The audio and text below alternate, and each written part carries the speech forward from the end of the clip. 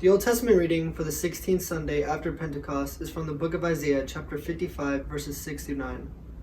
Seek the Lord while he may be found. Call upon him while he is near. Let the wicked forsake his way, and the unrighteous man his thoughts. Let him return to the Lord, and he may have compassion on him, and to our God, for he will abundantly pardon. For my thoughts are not your thoughts, neither are your ways my ways, declares the Lord. For as the heavens are higher than the earth, so are my ways higher than your ways, and my thoughts than your thoughts. This is the word of the Lord. The epistle is from the book of Philippians, chapter 1, verses 12 through 14 and 19 through 30. I want you to know, brothers, that what has happened to me has really served to advance the gospel, so that it has become known throughout the whole imperial guard and to all the rest that my imprisonment is for Christ.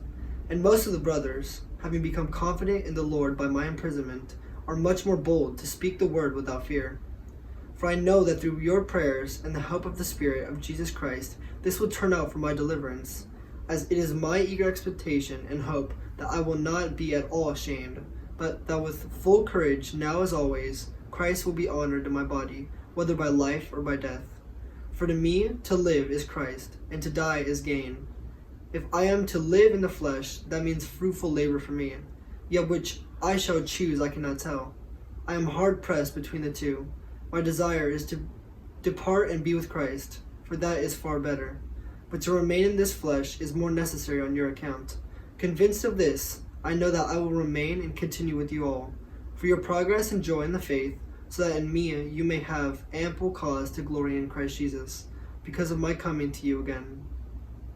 Only let your manner of life be worthy of the gospel of Christ, so that whether I come and see you or am absent, I may hear of you that you are standing firm in one spirit, with one mind striving side by side for the faith of the gospel, and not frightened in anything by your opponents. This is a clear sign to them of their destruction, but of your salvation, and that from God. For it has been granted to you that for the sake of Christ you should not only believe in him, but also suffer for his sake, engage in the same conflict that you saw I had, and now hear that I still have. This is the word of the Lord.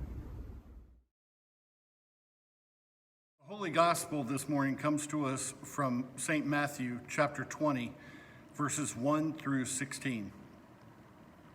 Jesus said, "The kingdom of heaven is like a master of a house who went out early in the morning to hire laborers for his vineyard. After agreeing with the laborers for a denarius a day, he sent them into his vineyard. Going out about the third hour, he saw others standing idle in the marketplace. And to them he said, 'You go into the vineyard too, and whatever is right I will give you.' So they went. Going out again about the 6th hour and the 9th hour, he did the same. And about the 11th hour he went out and found others standing. And he said to them, 'Why do you stand here idle all day?'